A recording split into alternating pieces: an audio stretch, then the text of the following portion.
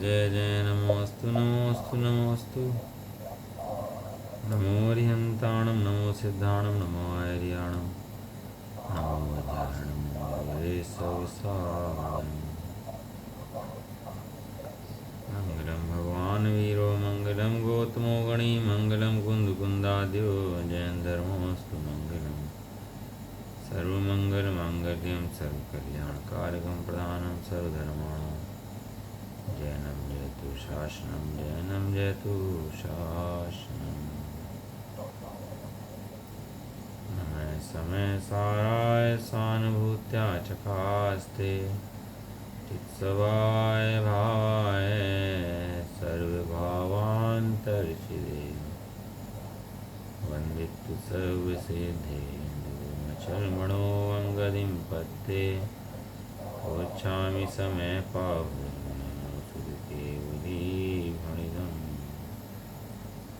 जीवो चरितदंसन्नाटिठदो तं हि ससंयं जान भोगलकं पदेश टिठिदं च तं जान पर समीयम् एयत्निक्षय गदो समोसवत सुंदरो लोये बंद कहाए अते तेण विसंवादनी मोदी सुध परिचिदानुभूदा सवस्वी काम भोग बंद कहा हे तत्सुलंभो नवीणसुलो विहतस् समेयत विहतं दायमपणो सव्यवेण जयदाय जपमाणं चुगे चरण नगे तव नवयोदीयपमत्तोणपमत्तो जाणगो दुजो भावो एवं वणन्ति शुद्धं नादोजो सुदुसोचे व्यवहारेणुवदिस्सदीर्णाणि चरितदंसनं नाणं नवीणाणं न चैतं न दंसनं जाणगो शुद्धो।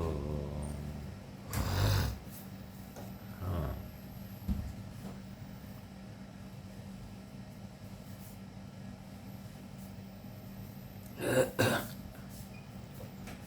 शेर समय सामजी ग्रंथ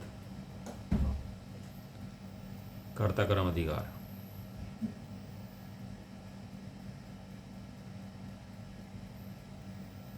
गाथा 142 हो गई थी और आचार्य देव के जो कलश आए थे 23 कलश पूरे हो गए हैं। आचार्य देव कह रहे थे नए पक्ष से रहित चैतन्य मूर्ति आत्मा का अनुभव वही समय सार है। नए पक्ष समझने के लिए हैं, ये समझने में लज्जा है तो क्या होगा?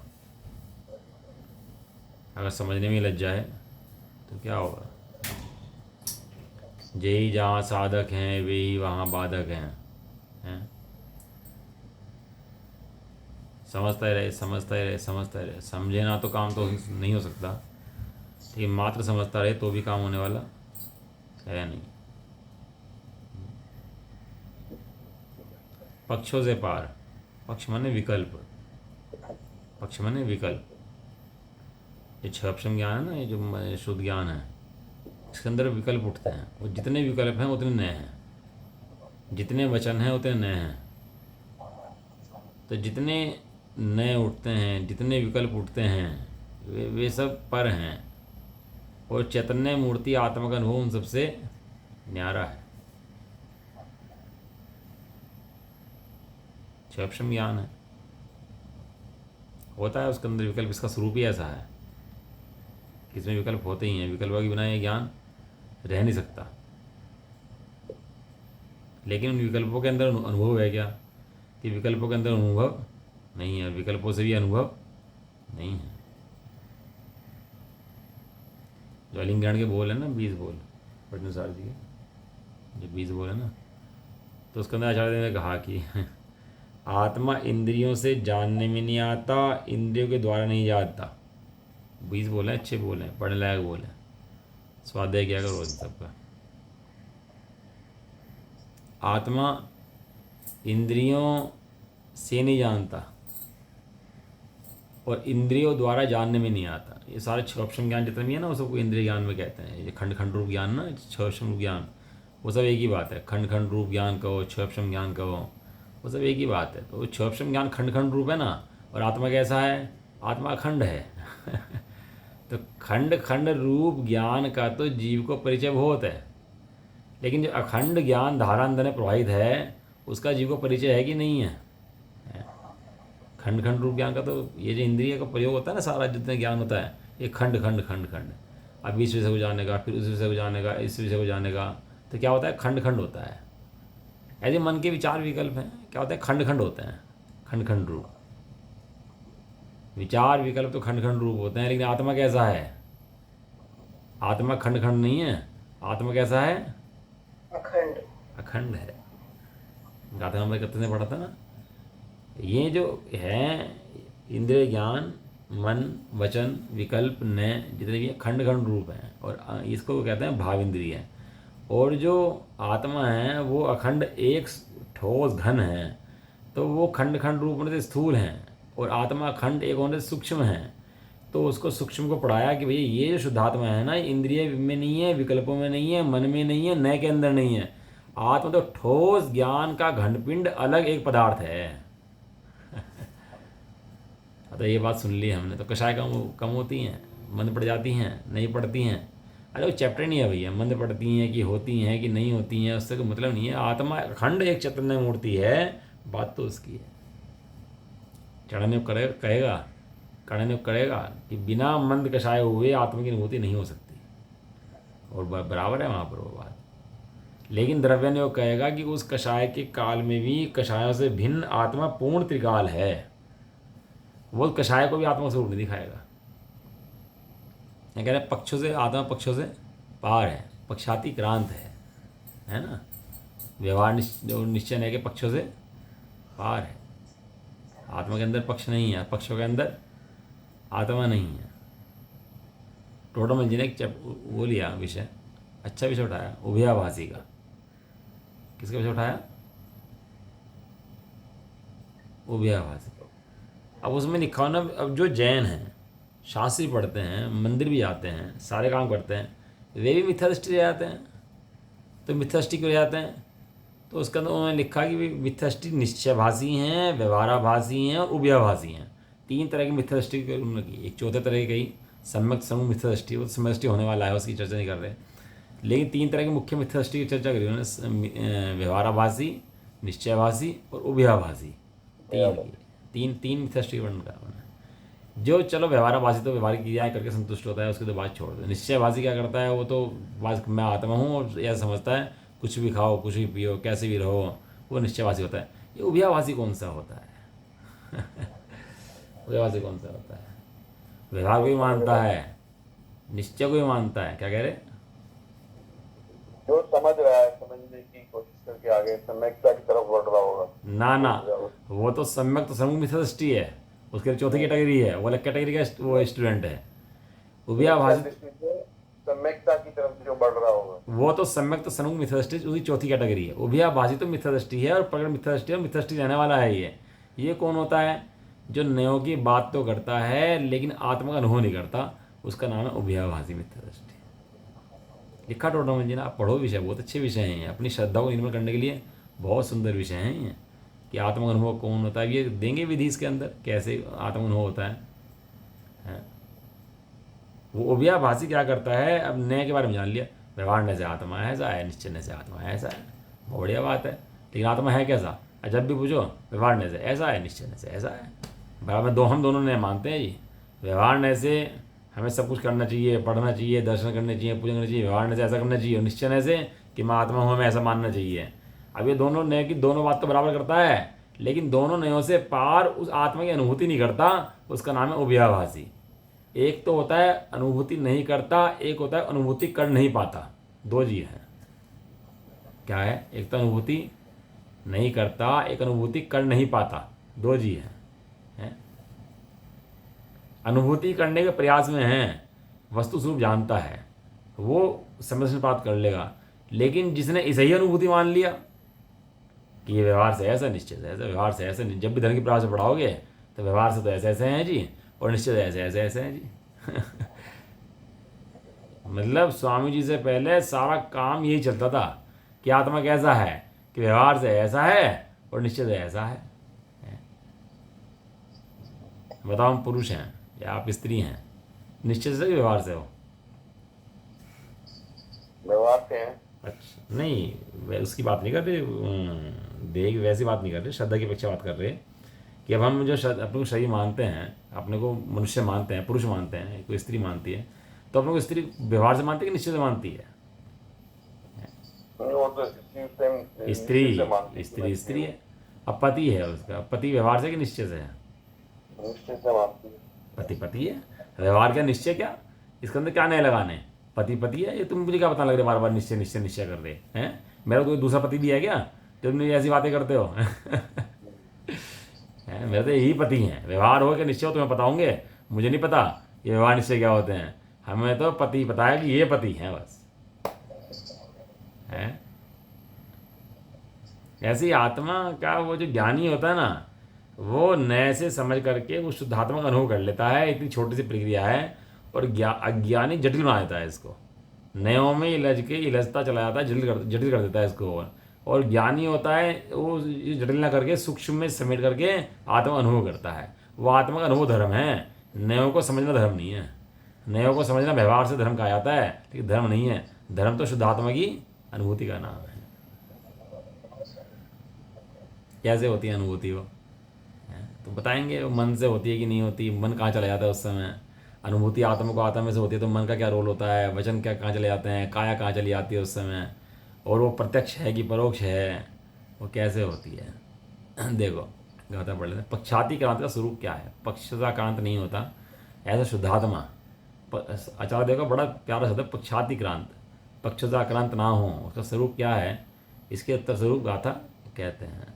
गाथा पढ़ते दोण विड़याण भणिदम जान दिणवरम तु समय पड़िबद्धो न दुण पक्खम गिण हदी किंचि विपण पक्ख परिहीणो नय द्वै कथन जाने ही केवल समय में प्रतिबद्ध जो न पक्ष कुछ भी नहीं ग्रहे न पक्ष से परिहीन वो।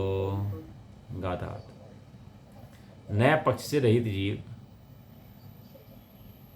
समय से प्रतिबद्ध होता हुआ, अर्थात चित स्वरूप आत्मा अनुभव करता हुआ, दोनों ही नए के कथनों को मात्र जानता ही है, परंतु नए पक्ष को किंचित मात्र भी ग्रहण नहीं करता है। नए पक्ष से रहित जीव आत्मा में स्थिर होता हुआ, एक समय में प्रतिबद्ध होता हुआ। क्या होता हुआ? समय में प्रतिबद्ध होता हुआ, आत्मा को नहीं छोड़ता हुआ, आत्मा का अनुभव करता हुआ, ये जानता है कि ये नए जो हैं, नए मेरे से बाहर हैं, मैं नयों के अंदर नहीं हूँ। जिस वस्तु के द्वारा नयों के द्वारा समझाता उन नयों को छोड़ दिया उसने। जिस ट्रेन के द्वारा आपने यात्रा करी, अपने गंतव्य स्थान पर पहुँचे, कितनी उपकारी है ट्रेन ने पहुँचाया भैया, हैं। जो सफ़र पैदल 2-3 महीने में करता, वो ट्रेन ने 1 दिन में करा दिया। कितनी उपकारी ट्रेन है बताओ, इतनी जल्दी पहुँचा दे फटाफट, हैं। उपकार कितना बढ़िया उसने उपकार करा है। तो क्या करें अब ट्रेन को गले लगा के बैठ जाएं वहीं पर, ही ट्रेन को छोड़ना पड़ेगा, हैं। वो सीट है, वो सारा डब्बा तो गले से लगाए रखेंगे, छोड़ दें। कितनी देर लगाता है छोड़ने में, कितना समय लगता है छोड़ने में। जैसे जैसे स्टेशन पास आता चला जाता है, त्यों ही वो डब्बा, ट्रेन, सीट सब छूटती चली जाती हैं। छोड़नी पड़ती हैं कि छूटती हैं? छूट जाती है। अपना आप वो बेचैनी हो जाती है अंदर में, उठने की, सामान को इकट्ठा करने की, निकलने की, खुद ही अपना आप बेचैनी एकदम से अंदर में खुद ही हो जाती है। और जब वो छोड़ता नहीं उसको, डब्बे को, ट्रेन को, सीट को, है, आराम से बैठ रहता है और आप ही छोड़ देता है। ऐसे ही यहाँ पर ये जो गाड़ी थी, समय सार की भी गाड़ी है, छोड़ देती है कहाँ पर ले जा करके? अनुभव पर ले जा करके। जैसे जैसे अनुभव के नज़दीक आ जाता है, त्यों ही ये सब विकल्प, ये सब क्या होते हैं? छूटते ले जाते हैं। सब विकल्पों की भूमिका से जीव बाहर आता जाता है और अनुभव में गाढ़ हो जाता है। अनुभव क्या होता है? गाढ़ होते जाता है, गाढ़ हो जाता है। जब दूध का मावा बनाते हैं तो तरलपना दूर हो जाता है, ठोसपना हो जाता है।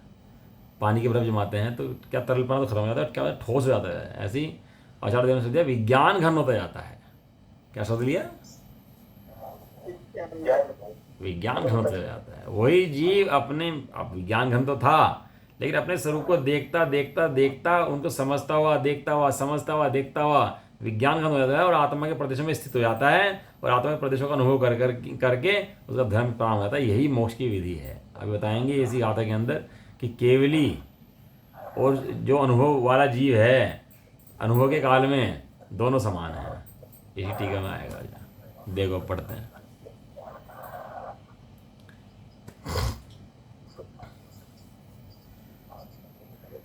जैसे केवली भगवान, उदाहरण किसका लिया?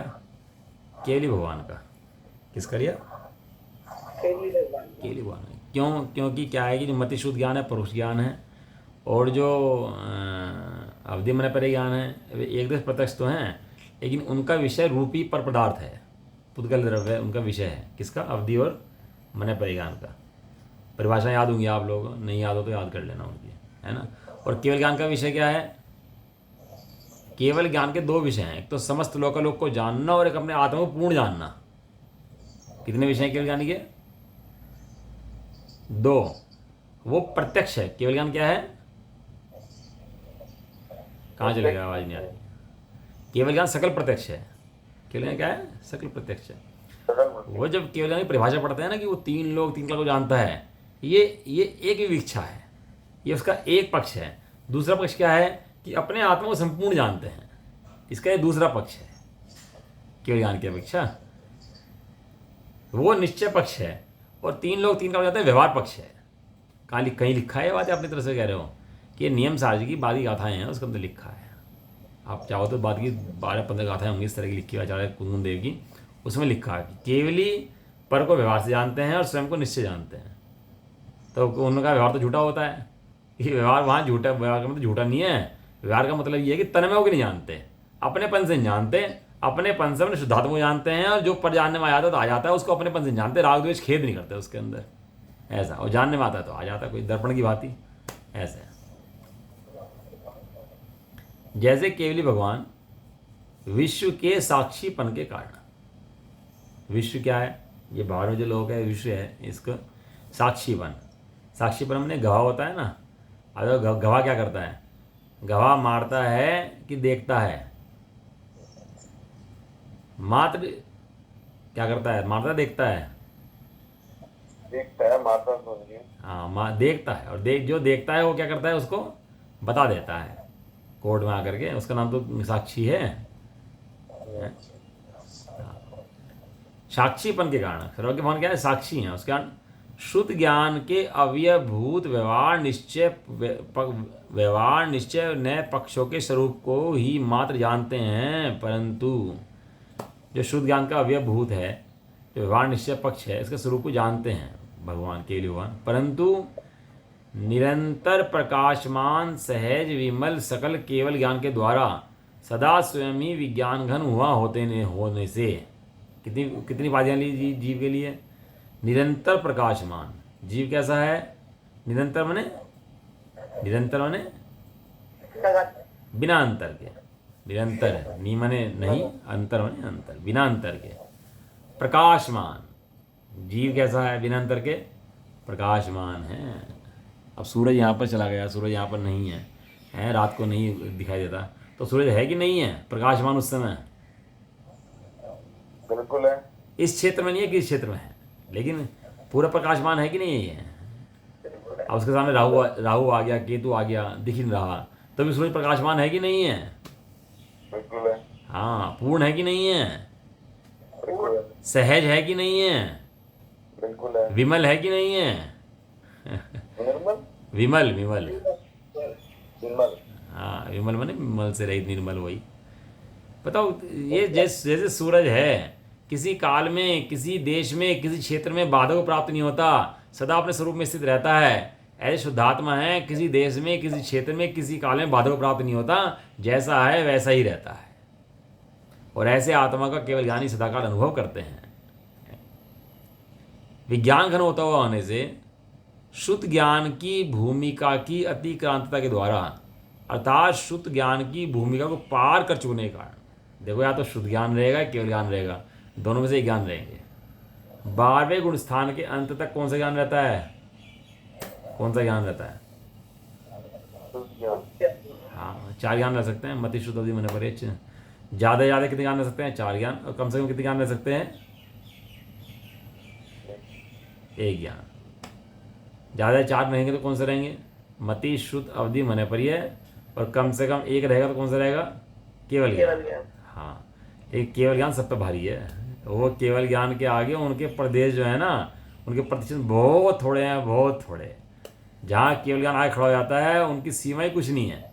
वो 4 ज्ञान के धारी गणधर देव और भगवान के सामने चूहे के समान, जैसे गणेश जी चूहा बैठता है ना, ऐसे चूहे के समान चरणों में ढो दे बैठते हैं कि हे भगवान, आपका केवल ज्ञान है, इसका पार नहीं है। सकल लोक के प्रकाशनहार हो आप प्रभु, आप 3 लोक के नाथ हो।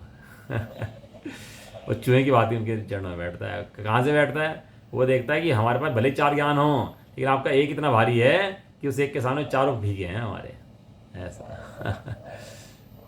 तो मति शुद्ध ये 4 ज्ञान की अतिक्रांतता के द्वारा भूमिका को पार कर चुकने के कारण, समस्त नए पक्ष के ग्रहण से दूर होने से, अब जब अनुभव होता है तो अनुभव में नए नहीं होते और नए में अनुभव नहीं होता।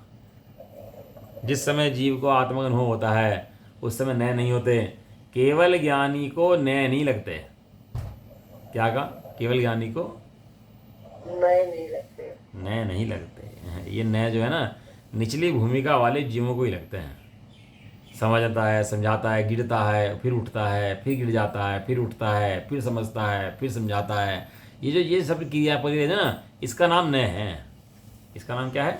इसका नाम, कोई है ना नाव डूब गई, अब वो नाव में डूब गया, वो क्या करा उसने, वहाँ एक फट्टा जा रहा था, उसने फट्टा पकड़ लिया। अब फट्टे के ऊपर तैर रहा, कभी उलट रहा, कभी गिर रहा। फट्टे से कोशिश क्या है उसकी? उसकी कोशिश फट्टे के ऊपर गिरना उतरना है क्या? क्या कोशिश है उसकी? फट्टे को पकड़ के रखो। फट्टे को पकड़ के रखना की कोशिश नहीं है उसकी। उसकी कोशिश किनारे पे लगना है। फट्टा भी सहारा है। फट्टा क्या है? लेकिन जब तक किनारे पे ना आ जाऊं तब तक फट्टा ही सहारा है। डूबते को तिनके का सहारा है ना। वो छोड़ देने फट्टे को, उसको वो फट्टे को रखता है, लेकिन कोशिश में क्या रहता है कि कोने पे कब आ जाऊं, कोने, और जैसे ही कोने पे आता तो फट्टे को छोड़ देता है तुरंत ही है। अब उठा घर नहीं लिया था उसको है। ऐसे ही ये नए पक्ष, ये जो है ना शुद्ध ज्ञान, इसके अंदर विकल्प गिरना उठना चलता रहता है। लेकिन ऐसे गिरना उठना आत्मा की लक्ष्य कहाँ रहता है? आत्मा का लक्ष्य शुद्धात्मा अनुभूति में अंतर्मुहूर्त स्थापित रह करके केवल ज्ञान प्राप्त करने का रहता है। फिर उसके बाद जीव संसार में वापस आता नहीं है। उसी प्रकार जो शुद्ध ज्ञानी आत्मा है, क्षयोपशम से उत्पन्न होते हैं ऐसे शुद्ध ज्ञानात्मक विकल्प। जितने विकल्प उत्पन्न होते हैं ना ये हमें, ये क्षयोपशम से उत्पन्न होते हैं। क्षयोपशम के 2 भेद हैं। क्षयोपशम माने 2 तरह। एक तो कर्मों का क्षय और उपशम। कर्मों का क्या? क्षय और उपशम। और उस क्षय उपशम में होने वाले आत्मा की ज्ञान गुण की पर्याय। यदि में एक इंद्रिय होते तो शास्त्र सुन रहे होते क्या? चींटी मकोड़ा कहीं होते शास्त्र सुन रहे होते क्या? हो सकते थे, बहुत जी घूम रहे। तो ये क्या कहते हैं कि ये कर्म की उदय से पंचेंद्रिय बना मिला। तो क्षयोपशम किसका है? पंचेंद्रिय कर्मों का है। और कर्म के उदय से ये परिणाम होते हैं, क्योंकि कर्मों के उदय ना होता, पंचेंद्रिय परिणाम ना मिलता, ये परिणाम ना होते तो ये सब किसके खाते में चले जाते हैं? तो कर्म के खाते चले जाते हैं। ये क्षयोपशम किसका? ये क्षयोपशम कर्मों का है। इसलिए क्षयोपशम से उत्पन्न होते हैं विकल्प। ये क्षयोपशम में विकल्प होते हैं और क्षण क्षण बदलते रहते हैं, प्रतिक्षण विकल्प बदलते रहते हैं। भारी नहीं पड़ रहा? नहीं। हाँ, ये क्षयोपशम मतलब कर्म, ये कर्मों का उदय का परिणाम है क्षयोपशम। ये जीव का परिणाम नहीं है। जीव का परिणाम तो त्रिकाले का खंड है, कहेंगे अभी आगे। क्षयोपशम से जो उत्पन्न होते हैं ऐसे विकल्प उत्पन्न होने पर भी पर का ग्रहण करने के प्रति उत्साह निवृत्त हुआ होने से, अब यहाँ चरण की स्थापना कर दी पूरी चरण देना उदरवेणु के अंदर भी, कि विकल्प तो होते हैं लेकिन पर का ग्रहण करने में उत्साह नहीं होता उसको, कि मैं पर को ग्रहण कर लूँ, पर को अपना लूँ। ऐसे उत्साह से निवृत्त हुआ होने से शुद्ध ज्ञान के अव्यभूत व्यवहार निश्चय नए पक्ष के स्वरूप को केवल जानते ही हैं। ऊपर भी आया था ना अभी, ये लाइन आती है, व्यवहार निश्चय ने के स्वरूप को मात्र जानते हैं, दूसरी लाइन। और यहाँ भी आया, व्यवहार निश्चय ने के स्वरूप केवल जानते ही हैं। किसकी बात चल रही है? समदृष्टि की बात चल रही है।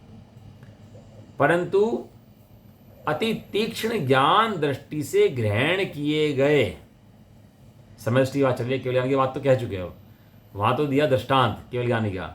अब यहाँ पे क्या ले रहे हैं? ये ले रहे हैं दृष्टांत हैं, सिद्धांत ले रहे हैं। सिद्धांत कहाँ लगा रहे हैं? शुद्ध ज्ञानी के ऊपर, क्योंकि हम शुद्ध ज्ञानी है ना। समझाना केवल ज्ञानी को नहीं है, समझाना किसे? शुद्ध ज्ञानी को। और हम कौन है? शुद्ध ज्ञानी। तो हमें समझा रहे हैं, और किसी उदाहरण से समझा रहे हैं? केवल उदाहरण से समझा रहे हैं।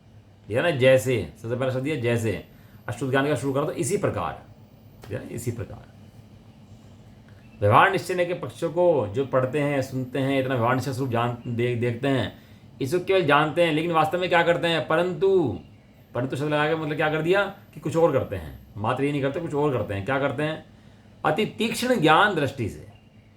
ज्ञान दृष्टि कैसी है इनकी, ज्ञानी जीवों की? अति तीक्ष्ण है। एक की दृष्टि मंद होती है, एक की दृष्टि बहुत तीक्ष्ण होती है। तीक्ष्ण वाला तो बहुत दूर का देख लेता है। भरत चक्रवर्ती तो यहाँ से बैठ कर दर्शन कर लेते थे मंदिर में भगवान के। कहाँ के? सूरज के अंदर जो प्रतिमा स्थापित है जिंदर की, यहाँ से दर्शन कर लेते। इतनी तीक्ष्ण दृष्टि थी। ऐसे तेरे स्वरूप में तीक्ष्ण दृष्टि है कि नहीं है? यहाँ तीक्ष्ण दृष्टि उसको कहते हैं जिसके स्वरूप में तीक्ष्ण दृष्टि है। जिसके स्वरूप में तीक्ष्ण दृष्टि नहीं है उसको मंद बुद्धि कहते हैं, मंद दृष्टि कहते हैं उसको। वो कितना पढ़ता है उससे मतलब नहीं है। अति तीक्ष्ण ज्ञान दृष्टि से ग्रहण किए गए निर्मल नित्य उदित चिन्मय समय से प्रतिबद्धता के द्वारा, अर्थात चैतन्य में आत्मा के अनुभव के द्वारा, अनुभव के समय स्वयं ही विज्ञान घन हुए होने से, स्वयं कैसे होते हैं? विज्ञान घन। स्वरूप में बैठ के क्या होते हैं? विज्ञान घन होते हैं। ऐसे शुद्ध ज्ञानात्मक समस्त अंतर्जल्प रूप और बहिर्जल्प रूप विकल्पों की भूमिका की अतिक्रांतता के द्वारा समस्त नए पक्ष के ग्रहण से दूर हुए होने से, किसी भी नए पक्ष को ग्रहण नहीं करते, वह आत्मा वास्तव में समस्त विकल्पों से अति पर परमात्मा, ज्ञानात्मा, प्रज्ञोति आत्मा, आत्मा ख्याति अनुभूति रूप अनुभूति मात्र समयसार है। जो नाम लिखा था ना समयसार, उसकी सिद्धि यहाँ पर आगे करी इन्होंने। अब तो आचार्य देव ने नए समझाए, निश्चय नए व्यवहार ने, निश्चय नए व्यवहार ने, पूरा कर्तकर्म अधिकार लिख दिया। स्वतंत्र अधिकार है कर्तकर्म अधिकार, किसी की मतलब कल्पनाओं से परे है ये कर्तकर्म अधिकार। क्यों? क्योंकि जीव कहाँ भ्रम रहा है? कर्ता कर्म के अंदर दिन रात। मैं कर्मों को करता हूँ, कर्म मेरे करता हैं। आचार्य ने कहते कर्म को छोड़ते जो विकल्प अंदर में उठते हैं ना शुद्ध ज्ञान के, मत शुद्ध ज्ञान के, उनसे भी रहित जो विकल्पों की भूमिका उनको छोड़कर उनसे आक्रांत ना होता हुआ शुद्ध आत्मा की अनुभूति को पार पा लेता है।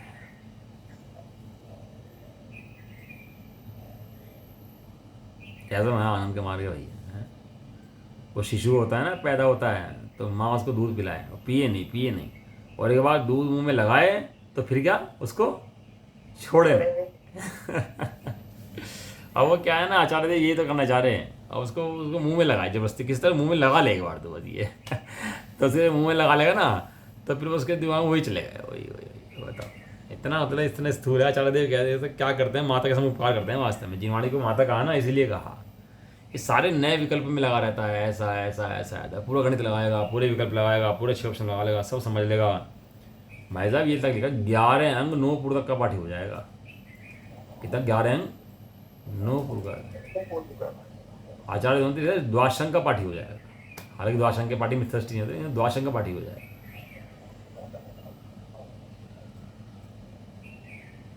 शास्त्र पाठी भी मूढ़ है जो निज तत्व अजान। दुआया है क्या लिखा? शास्त्र पाठी भी मूढ़ है जो निज तत्व अजान। कैसे कैसे शब्द ये लिख दिए। ढाई आखर आत्म का पढ़े सो पंडित होए, पोथी पढ़ जग भया पंडित भयानक होए। ढाई आखर आत्म का ढाई अक्षर है, पढ़े सो पंडित होए। आचार्य देव कुछ नहीं समझा रहे, इतने शास्त्र लिख दिए, कुछ नहीं कह रहे, वे तो सीधी बात समझा रहे हैं। तो इतने विकल्पों में विकल्प आए, लेकिन विकल्पों के आने के बाद वो आत्मा के अनुभव की तरफ झुक बार बार। जो विकल्प नहीं आते ऐसा भी नहीं है। देखो जो अनुभव जीव होता है ना, कल पढ़ाया था ना आपको, उसका अंतिम विकल्प रह जाते हैं मैं शुद्ध हूँ, मैं बुद्ध हूँ, मैं अखंड हूँ। बहुत मन कषाय हो जाती हैं उसको। तीव्र कषाय को आत्मा का अनुभव नहीं होता। कहाँ लिखा? शावकाचार के अंदर आप पहले पढ़ना कि स्वाध्याय करने से तुरंत कितने लाभ होते हैं, सम्यक दर्शन किसको होता है। उसमें लिखा कि तीव्र कषाय को, सोते हुए को, विषयों के लोभी को सम्यक दर्शन नहीं होता। मैं बात कह रहे हैं। और यहाँ कहते हैं अति मंद कषाय को भी सम्यक दर्शन नहीं होता। वहाँ तीव्र कषाय छुड़ाई, और यहाँ वो तीव्र कषाय में से हटाकर मंद कषाय में आया, तो यहाँ पर आकर मंद कषाय भी छुड़ाई। क्यों? लक्ष्य तो आत्मानुभूति है ना। ऐसा है। तो उसको आत्मा नए पक्ष को ग्रहण नहीं करता, और ग्रहण दूर करके आत्मा को अनुभव करता है। और वो लिख रहे हैं बाद में कि वो विकल्पों से पार, क्या है? विकल्पों से अति पर वो आत्मा की जिससे मन अनुभूति कर रहा है, वो क्या है? वो परमात्मा है। वो क्या है? आत्मा है। परमात्मा है वो। बताओ, हम परमात्मा भगवान को कहते हैं ना, और ये कहते हैं समय सार पर, लिखा समय सार परमात्मा है। अब बहुत बढ़िया, मतलब इससे स्पष्ट कुछ हो नहीं सकता वास्तव में। ज्ञानात्मा है, प्रत्येक ज्योति है। प्रत्येक मैंने बढ़ी हुई ज्योति है। ज्योति ज्योति में मिल जाए तो बड़ी हुई ज्योति है, प्रत्येक ज्योति है। आत्मख्याति है वो। उसने अपनी कलश टीका लिखी ना, देखो आचार्य दोनों नाम लिख दिए हैं। टीका का नाम भी लिख दिया और शास्त्र का नाम भी लिख दिया। आत्मख्याति रूप अनुभूति मात्र समय सार है। खाली मैं आत्मा हूँ, आत्मा हूँ, आत्मा हूँ, इसका नाम समय सार नहीं कहते। आत्मा की अनुभूति करके बोल कि तू समय सार है, उसको समय सार कहते हैं। यहाँ पर हमने समय सार पूरा पढ़ लिया। अरे पढ़ लिया तूने, अंदर का समय सार तेरे अंदर बैठा, उसको पढ़ा कि नहीं पढ़ा? क्षण क्षण अंतर्मुख हो, है ना, क्षण क्षण में अंतर्मुख हो, सिद्धों से बातें करते हैं। भजन है ना, कौन सा भजन? क्षण क्षण में अंतर्मुख हो, सिद्धों से बातें करते हैं। वो जो अनुभूति है, वो अनुभूति को कहा है समय सार है। उससे पहले पढ़ते हैं, लिखते हैं, समझते हैं, उससे व्यवहार समय सार है। भावार्थ, जैसे केवली भगवान सदा नए पक्ष के स्वरूप के साक्षी ज्ञाता दृष्टा हैं। भगवान क्या है? नए के पक्ष के विकल्प नहीं है। क्या है? नए पक्ष के ज्ञाता दृष्टा है। जैसे छाड़ा नहीं लिख दी ये बात, बताओ कब लिख दी? 300 साढ़े 3 साल पहले टोटोमिल जी के समकाल हुए हैं जब लिखी बातें हैं। केवल भगवान नयों को अनुभव नहीं करते, क्योंकि नए को अनुभव करेंगे ना तो स्वरूप से बाहर आ जाएंगे। क्या कहा? यदि केवल भगवान नयों का अनुभव करेंगे तो क्या करेंगे? स्वरूप से बाहर आ जाएंगे। स्वरूप से बाहर आ जाएंगे। इसलिए जानते हैं, अनुभव नहीं करते। उसी प्रकार शुद्ध ज्ञानी, जैसे केवल भगवान है, उसी प्रकार शुद्ध ज्ञानी भी जब समस्त नए पक्षों से रहित होकर, जब कभी भी नए पक्ष से रहित होगा और शुद्ध चैतन्य मात्र भाव का अनुभव करता है, तब वे नए पक्ष के स्वरूप के ज्ञाता ही हैं। यदि एक नए का सर्वथा पक्ष ग्रहण किया जाए तो मिथ्यास से मिला हुआ राग होता है। यदि एक नए से मिला हुआ कुछ भी करा जाए, सदाकाल निश्चय है, सदाकाल व्यवहार है, या दोनों ने मिला तो उभयाभास, तो राग होता है। प्रयोजन वश एक नए को प्रदान करके उसका ग्रहण करे तो मिथ्यात के अतिरिक्त मात्र चारित्र मोह का राग रहता है। और जब नए पक्ष को छोड़ करके वस्तु सुख को जानते ही हैं, तब उस समय शुद्ध ज्ञानी भी केवली की भांति वीतराग जैसे ही होते हैं, ऐसा जानना चाहिए। देखो, एक दर्शन होने की प्रकृति है, एक चारित्र होने की प्रकृति है ना। तो जिस समय जीव अनुभव कर रहा है सम्यक दृष्टि, उस समय श्रद्धा मोहनी तो उसको है ही नहीं। ये बात तो सब मानते हैं कि मिथ्या दृष्टि तो नहीं है ना वो जब अनुभव कर रहा है ना। तो क्या है? श्रद्धा मोहनी तो उसको चला गया। श्रद्धा मोहनी जाने के बाद जो उस समय चारित्र मोहनी की प्रकृति है, अनंतानुबंधी गई है। 3 प्रकृतियाँ बची हुई हैं अभी। कौन कौन सी है? प्रत्येखान और संजना। 3। और केवली भगवान के 3 प्रकृतियाँ नहीं है उसके। लेकिन ऐसी 3 प्रकृतियाँ होने पर भी ये कह रहे हैं चारित्र की अपेक्षा दोनों अभी बराबर हैं अनुभव के काल में। जब अनुभव से गिरता है ना वो जीव समय दृष्टि, तब में 3 प्रकृतियाँ कार्य करती हैं, उसको गिराने में सहायक होती हैं। जो गिराती है ना नीचे, उसको स्वभाव में टिकने नहीं देती। वो कौन टिकने देता उसको? वे 3 कर्म प्रकृतियाँ, प्रत्याख्यान और संजलन, है ना। प्रत्याख्यान की परिभाषा भी इनकी ही है। जो आत्मा में न टिकने दे, आत्मा में न रुकने दे, आत्मा पूर्ण अनुभव न होने दे, उसका ना पकड़ती हैं तो गिराती हैं। लेकिन अनुभव के काल में ये तीनों पकड़ते चुप बैठी रहती हैं, अनुभव के काल में बाधा उत्पन्न नहीं करती। तो जब ये इसकी बाधा उत्पन्न नहीं कर रही और केवली को भी है नहीं, तो उस अपेक्षा का दोनों क्या है, दोनों के दोनों समान हैं। अनुभूति के काल में केवली हो चाहे शुद्ध ज्ञानी हो, दोनों का अनुभव एक जैसा बिल्कुल बराबर है। अंधा आदमी मिश्री खाए चाहे आँख वाला खाए, कोई फर्क है? दोनों के अनुभव में कोई फर्क है? गरीब की शादी हो, एक अंबानी की शादी हो, दोनों की शादी में कोई फर्क है? हैं? शादी तो शादी है। दोनों की अनुभूति में कोई फर्क नहीं है। गरीब के बाल भिखारी के बाल हो जाए हैं, और एक बहुत करोड़पति हॉस्पिटल में, बड़े बड़े हॉस्पिटल में जाके उसका ऑपरेशन हो गया, वहाँ बाल हो जाए, तो दोनों की अनुभूति में कोई फर्क है? नहीं। पहले तो होता था ना, बुग्गी में गिर लेते थे कहना चलो बुग्गी में गिर लो। अब पतला हॉस्पिटल पहुंची नहीं और रास्ते में उसका बच्चा हो गया। कितना आसान सब चीज़ें थी यार। अब तो सब वो डॉक्टर भी कहता है कि आराम करा दो इन्हें, काम मत करने दो, हाथ में हिलने दो इनके, हाथ पैर हिल गए तो काम खराब हो जाएगा। अबे हाथ पैर नहीं हिले तो काम खराब हो जाएगा इसके हाथ पैर हिलने दे। और डॉक्टर का हाथ पैर मत हिलने दो इसके, डॉक्टर की फीस कैसे बनेगी नहीं तो भी। दोनों के अनुभव में कोई फर्क नहीं होता है। इसी प्रकार केवली भगवान के अनुभव में और शुद्ध ज्ञान के अनुभव में दोनों में कोई फर्क नहीं है, दोनों एक समान है भैया। ये गाथा एक पहले भी आई थी, गाथा नंबर कौन सी आई थी, पूर्ण अधिकार के अंदर, कि केवली और शुद्ध केवली। तो जो सम्य दृष्टि है उसको शुद्ध केवली को उपमा दी थी। 7-8 नंबर गाथा है ना श्रुति, उसमें आया था। बारंबार आचार्य देव का अभिप्राय समझो, वे इस शुद्ध ज्ञानी को केवल ज्ञान जोड़ते हैं कि केवल ज्ञानी में और शुद्ध ज्ञानी में अंतर नहीं है, इसलिए मोक्षगामी है और इसलिए मोक्ष के स्थापना करने वाला है, मोक्ष में बैठने वाला है। ये जो सम्य दृष्टि जीव है। क्यों? क्योंकि इसने धर्म का अंकुर पैदा किया है, धर्म का बीज बोया है। धर्म का बीज कौन सा बोया है? कि अनुभूति स्वरूप आत्मा का धर्म का बीज ने बोया है। अभी अपने पास बची हैं 3-4 मिनट हैं मेरे पास, तो जैसे जाके टीका पढ़ लेते हैं इसके अंदर, पेज नंबर 363 पर। अब नए पक्षातिक्रांत शुद्ध जीव का स्वरूप क्या है, ऐसा पूछने पर पुनः विशेष रूप से कहते हैं। अभी आगे इसका बड़ा है थोड़ा सा, कलश भी है वो। चलो, शुद्ध जीव का स्वरूप क्या है, ये क्वेश्चन तो पैदा है। ये शुद्ध जीव जो है इसका स्वरूप है कैसा, कौन है, कैसा है? तो कहते हैं तात्पर्य, जो यह नए पक्षपात रहित स्वयं संवेदन ज्ञानी है, जिसने नए के पक्ष को पार कर दिया और जिसने अनुभव किया, वो ही बता सकता है जीव कैसा है। कौन बता सकता है? जिसने जीव को अनुभव करा है वही कह सकता है जीव कैसा है। बाकी बातें कितनी कर लो, लेकिन बता नहीं सकता वास्तव में जीव कैसा है। बताया कौन? जो देख के आया। ये शुद्ध ज्ञानी क्या करे? अनुभव करके बताता है कि आत्मा कैसा है। तो कहते हैं जो नए पक्षपात से रहित स्वयं संवेदन ज्ञानी है, उसके अभिप्राय से बद्ध अबद्ध मूढ़ अमूढ़ आदि नए विकल्प रहित चिदानंद एक स्वभाव रूप है।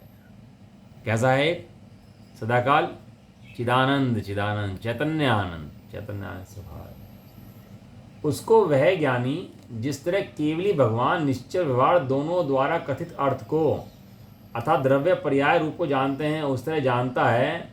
तथापि ऐसा जानने के बाद भी केवल सहज परम आनंद एक स्वभाव में आत्मा के अधीन होने से नित्य उल्लसित होते हुए केवल ज्ञान से शुद्ध ज्ञानावर्णीय क्षोभम जनित विकल्प जाल वाले नयों के पक्षपात से दूर रहने के कारण कुछ भी नए पक्ष के विकल्प को आत्म रूप से ग्रहण नहीं करते हैं।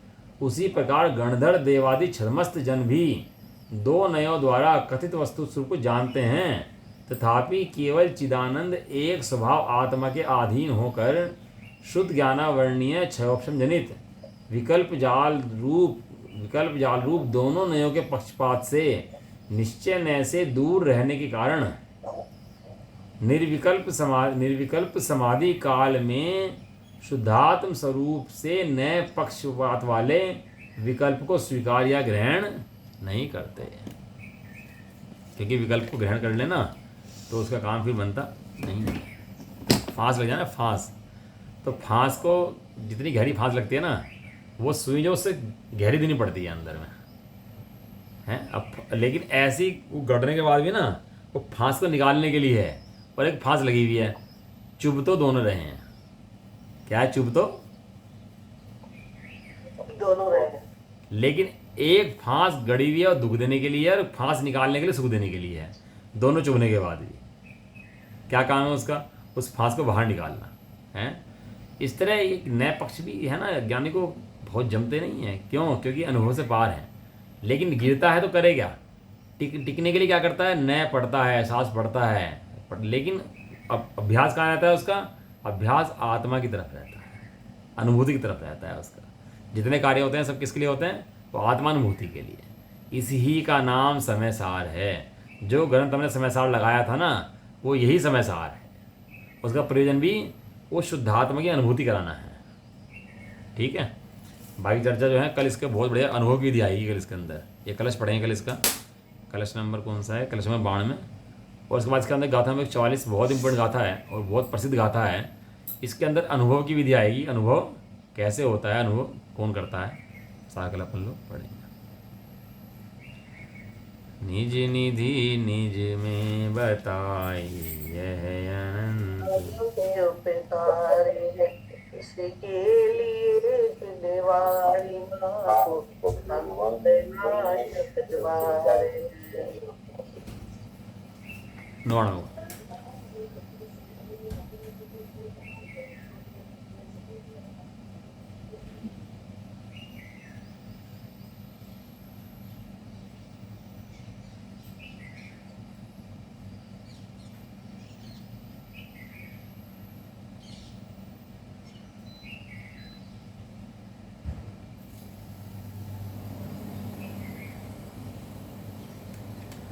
जय बोलो दार्शनिक नई माता की, जय हो।